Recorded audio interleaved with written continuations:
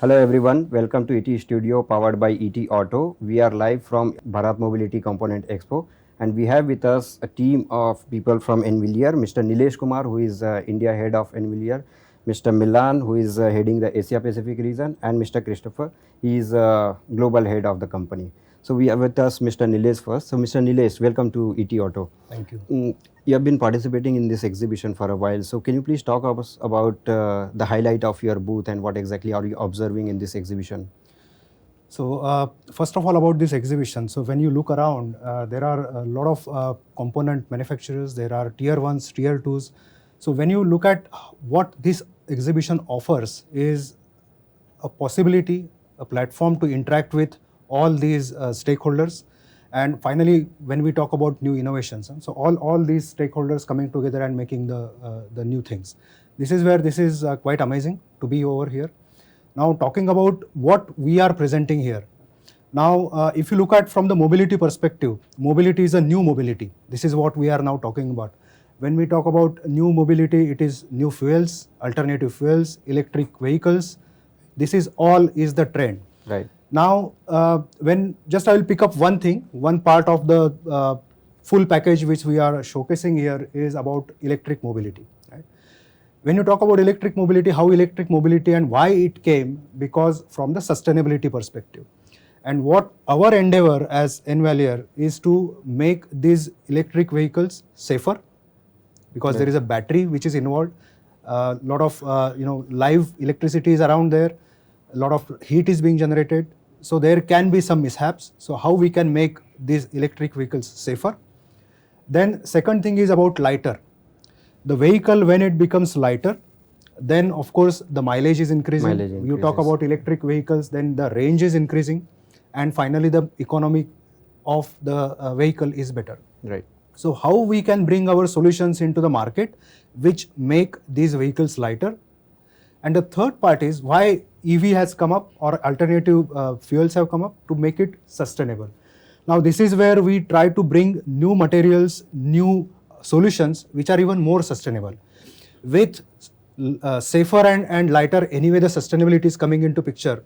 But the solutions which we are bringing in, they are even more sustainable. Just again one example, what NVIDIA does is we are bringing the fishing nets which are discarded into the oceans, which are discarded onto the beaches, which we bring back to the life, reprocess those, add value to it, and then give back to the industry where they can be used as a new material. Then you talk circular economy. Like circular economy. Right. Now if you talk about the bio-based, so we have also a lot of solutions where we bring the bio-based materials. Just simple example is about castor oil. Castor beans. So the castor beans are converted into the raw materials from which we make high temperature plastics. And these castor beans are of course not interfering any food chain, right? So these are real bio-based materials. So these are some of the solutions which we are showcasing, and being an engineering materials company with the technology which we are bringing from our own experiences, as our team would also mention that globally we have quite a few expertise. We are trying to bring those expertise into India and tailor those so that we can give solutions to our Indian market. This is what we have showcased also in this Auto Expo. When we talk about the new mobility as well, hydrogen is also coming quite fast. Right. And if you see in our booth, we are making we are showcasing here the tanks which can store hydrogen. Okay. Now traditionally if you see the hydrogen tanks are thick with multi-layers. We are showcasing for the first time here the mono-layer, single layer, singly blow molded tanks, which is something which is a new innovation. So that's what we are showcasing in this time's expo. Thank you. Thank you so much for talking about the importance of this exhibition, the kind of products you are showcasing, and talking about the circular economy emergence of EV as well. Thank you so much, sir. Now we have joined by Mr. Milan, who is heading the Asia Pacific region for NVIDIA. Mr. Milan, welcome. Thank you. You are heading Asia Pacific division, and if we talk about the Asia Pacific, market for automotive industry, 20 years back, the contribution to the global automotive industry in Asia Pacific was not as big as what it was for the European and Latin American companies. But now, Asia dominates with the countries like China, Korea, Japan, and India. How do you see the emergence of this global Asia Pacific automotive industry? Yeah, the fact is that the automotive industry in Asia has changed tremendously, and it's still going through significant changes. Right. Those changes are driven by geopolitical movements and also the trend for electrification and also consumer demands, Right. which has resulted in significant change versus the market, let's say, 20 years ago. Right. If you just take India as example, India today is already automotive market number 3. Market 3, yeah. I think. Production 4. Production 4. So if somebody mentioned that 20 years ago, people would not believe it. Very simple. True. On the other side, some traditional markets like Japan and Korea are pretty much stagnant. Right. So India is emerging as a major manufacturer, and we see that trend simply continuing in the future. Right. India has growing middle class, rising consumer society with which its own demand, and that also fits with the government drives for more sustainability imposed, and also trend for electrification is also clear. Electrification, as we heard many times, means vehicles needs to be lighter, safer, better performing, and more sustainable. So with all these trends and changes, actually, we find Envali are very well positioned, strategically positioned to be part of the change and actually even drive the change with our experience in material science, in our experience in application development, and also our global setup with innovation hubs all over the world, basically, where we try to combine our experience in polymer science with application development, new trends. So, for example, if you're talking about lightweights, Right. Envalior has numerous examples with some unique product being involved. For example, our composite material Tepex, which can replace metal, for example, for battery housing, making it significantly lighter with significantly reduced carbon footprint. With the same strength? Sorry? With the same strength? The same? With the same strength, of course. That's the key. I mean, if you replace metal, you can't compromise on safety. You can't compromise on performance. Right. You actually have to increase that. Yeah. And we do that. How we do that? We have superior simulation models with Right. special softwares where we simulate first design, production, and later part performance to make sure that part perform as per the requirements and boundary conditions set by OEMs. Right. Second thing, we heard many times about requirements for increased safety. You know, we all have experienced these unfortunate cases when battery vehicles have caught a fire. And this is also where we come into the game and helping to reduce that risk, reduce the risk of heat being built up inside the battery. So we help with the heat dissemination, and we have a very unique product which is called Stanil PA46. Right. Which has extreme heat resistant property and extreme durability under extreme conditions. So the risk of anything goes wrong are significantly reduced with such product. Right, right. And you are a material science company, and you have a big role to play in lightweighting trend. What kind of R&D you do back in Germany that helps you innovate or come up with a new products, composites or alloys that can help the overall industry? Actually, Envalior has one of the most advanced R&D ecosystem globally. We have innovation hubs all over the world, also in India. And we combine that with our own polymer science expertise, which we have.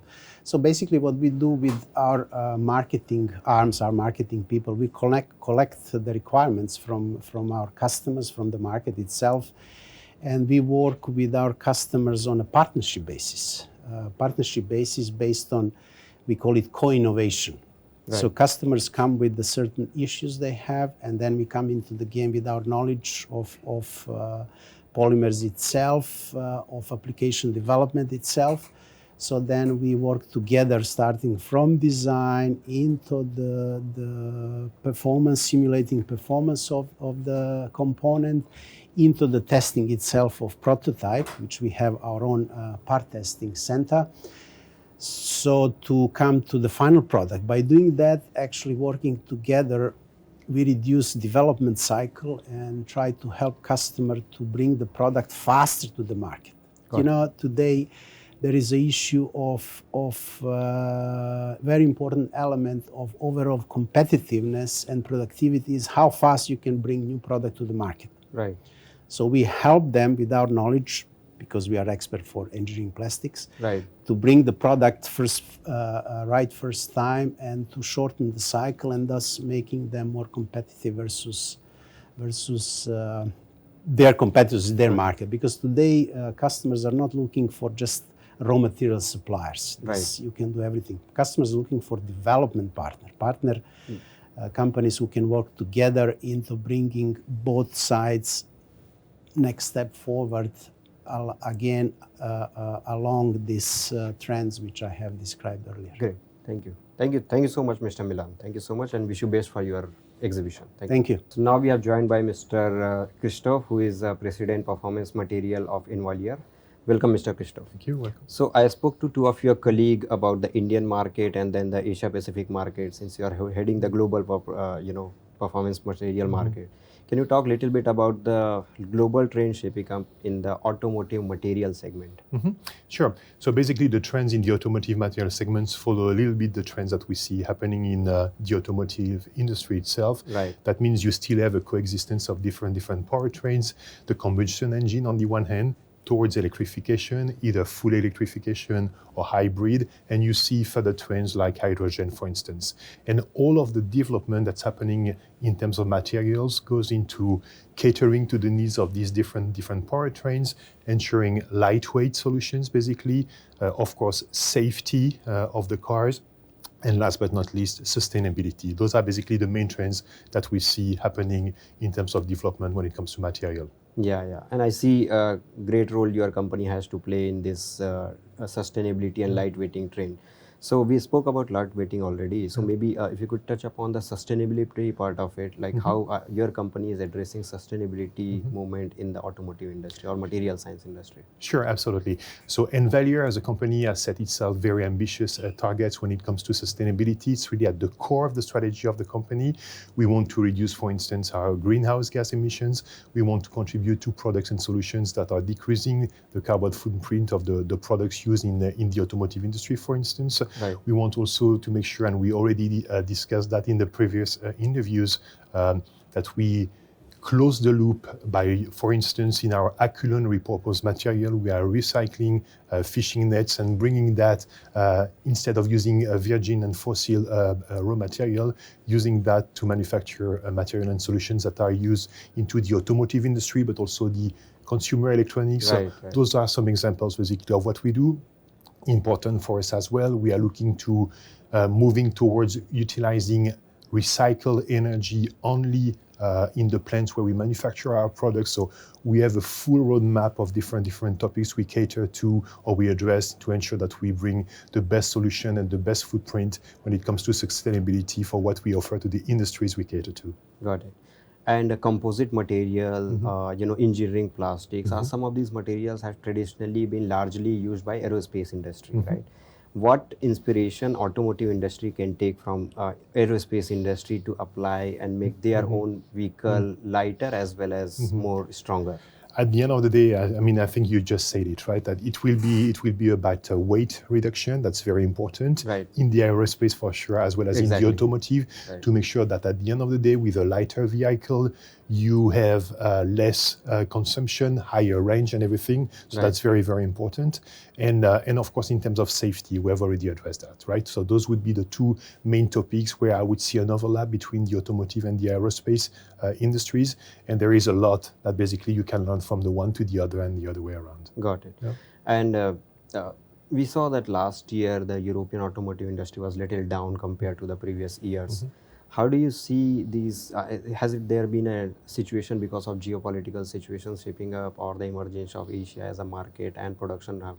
How do you see the overall situation in the European automotive industry? It's difficult to predict how things will develop. I mean, but you said it yourself. Overall, globally, the automotive industry was pretty flat in 2024 compared to 2023. Except India. And this is exactly where I'm going. And then, of course, the devil is in the details. And then you look into the specific regions and you see a strong momentum in Asia Pacific, broadly speaking, in particular in India, with a very, very strong and robust growth. And of course, you see the US, I would say, with a moderate growth, and you see Europe basically shrinking, right? So all markets have their specific dynamics. And of course, we need to make sure that as a supplier to the automotive industry on different level of the tier level, we are there to support what the market needs and what the market wants, yeah? In terms of innovation, as well as in terms of pieces and material. Right. Just last question. How does German manufacturing community or engineering community look at India? What's your overall observation about the India as a market? I mean, India is impressive, right? The pace at which things are happening here, the innovation, the can-do mentality, very, very positive. So it's really inspiring to see all of the momentum we see happening in India for some time now. It's very, very inspiring for Germany, certainly, as well as for the rest of the world. Thank you. Thank you so much for sharing information about the sustainability, material science, inspiration from the aerospace. Thank you so much. Thanks to you. Thanks to your colleague, Mr. Milan, and Mr. Nileshkumar as well, for talking us about the Indian market and Asia Pacific market. Thank you.